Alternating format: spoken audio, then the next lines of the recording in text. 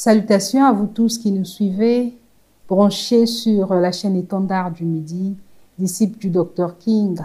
Nous voici à nouveau de retour pour parler sur cette problématique qui a vraiment fait couler de la salive, mais aussi des questionnements du côté du peuple de Dieu avec cette tournure qu'a pris, malheureusement, je ne sais pas s'il faut dire malheureusement ou bien heureusement, une tournure vraiment catastrophique, surtout dans le monde du christianisme ou des églises dites du message ou bien des églises du réveil.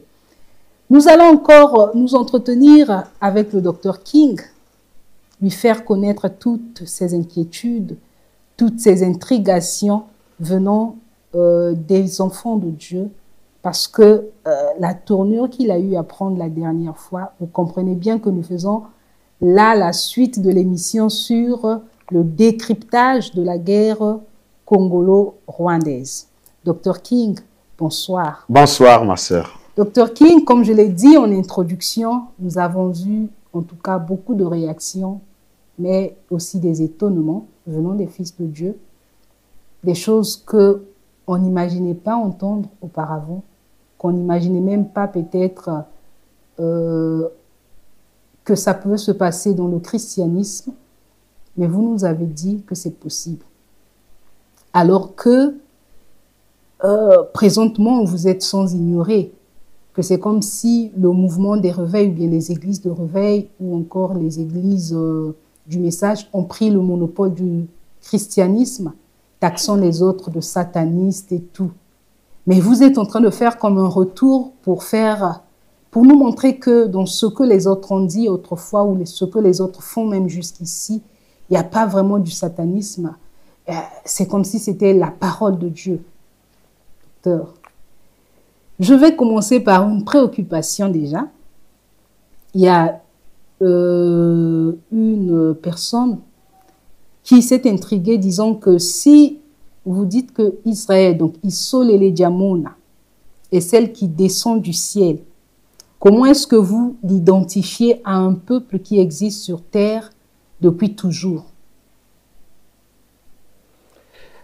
Merci pour ces questions parce que tu te présentes ici comme la voix des sans-voix. Oui. Donc, les gens suivent, les gens réagissent et c'est normal. Ensuite, toutes les fois lorsque une trompette sonne, la trompette vient pour réveiller effectivement parce que la trompette est un signe comme un cri de commandement. Et ce cri de commandement est comparable effectivement à la voix de minuit qui a crié, voici l'époux, aller à sa rencontre. Et ceux-là qui étaient en sommeil, ils sont obligés de se réveiller parce que c'est une trompette qui a sonné. Donc quand une trompette sonne, effectivement, ça crée de l'émoi, ça crée des questionnements, les gens entendent effectivement un message comme une imposition, vous devez vous réveiller. Parfois ça fait fâcher parce que lorsque effectivement on réveille un homme qui est déjà plongé dans le sommeil, en fait le sommeil est aussi comparable à ce que j'appelle une zone de confort, c'est-à-dire quelqu'un calme et tout ça, où les protocoles sont déjà établis et tout, et voilà, Dr King vient avec d'autres protocoles, d'autres concepts et tout, et ça met le feu dans la chaudière. Donc, je pense que c'est normal. Maintenant, il faut être précis. Il y a une grande et nette différence entre la Nouvelle Jérusalem, dont il avait été annoncé anciennement, et par le prophète Ésaïe, Ézéchiel et les autres. Et dans le livre de l'Apocalypse, d'ailleurs, Jean entrevoit cela comme étant la Jérusalem qui descend d'en haut, de près de Dieu. Ça c'est un autre concept, parce que ce que Jean voit, ce ne sont que des visions.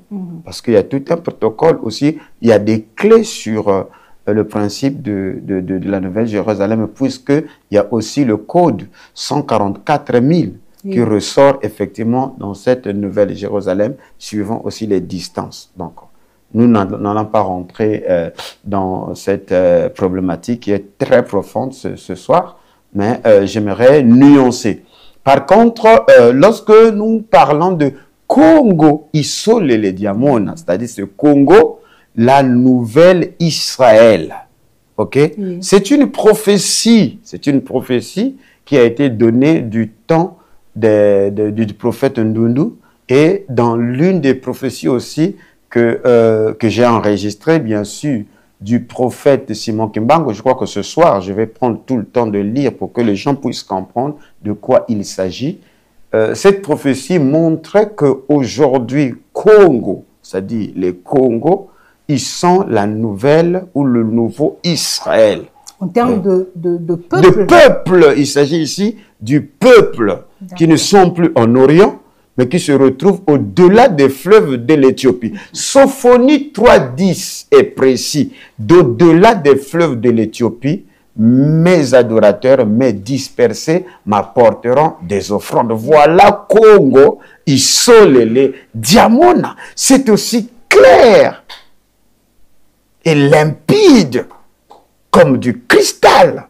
Je ne sais pas pourquoi dans tout ce que je dis, est-ce qu'il faut que je prenne la craie avec, c'est pas la calligraphie, pour que j'enseigne comme si j'enseignais aux enfants de l'école de dimanche, ou je ne sais pas comment. Parce que toutes les fois que vous lisez que mes dispersés, mes adorateurs qui sont au-delà des fleuves de l'Éthiopie, l'au-delà des fleuves de l'Éthiopie, c'est le Congo. Voilà pourquoi nous sommes venus pour vous dire Congo, Isolele Diamona. C'est-à-dire, je suis en train de reprendre, ok, les mots avec lesquels nos aïeux, les premiers protestants, comme les Ndundu, les Simao Toko, les prophètes Kimbangu, ils ont œuvré effectivement sous ces paradigmes-là. Donc nous sommes que ici pour déterrer effectivement les manteaux qui ont été en quelque sorte endormis ou qui ont été enterrés. Ensuite, je prends dans Ézéchiel chapitre 17, je n'entre pas profondément, mais je vous donne quelques flashs afin que vous puissiez comprendre. Dans Ézéchiel chapitre 17, il est annoncé là la vision du grand aigle. Et dans la vision du grand aigle, on parle de la cime, la cime du cèdre qui a été coupé, qui a été replanté sur une autre terre. Et cette cime-là va encore bourgeonner tout ça. Donc c'est pour montrer que à la fin, quand vous allez lire, lisez attentivement Ézéchiel 17, vous allez montrer qu'il y a une nouvelle Jérusalem qui sera replantée ou transplantée bien sûr ailleurs. Et l'apôtre Jean, le divin, dans Apocalypse chapitre 12, le verset 1er jusqu'au verset 2, il dit ceci: un grand signe parut dans le ciel, une femme enveloppée du soleil, la lune sous ses pieds et une couronne à 12 étoiles sur sa tête. Elle était enceinte et elle criait étant en travail dans les douleurs de l'enfantement. Oh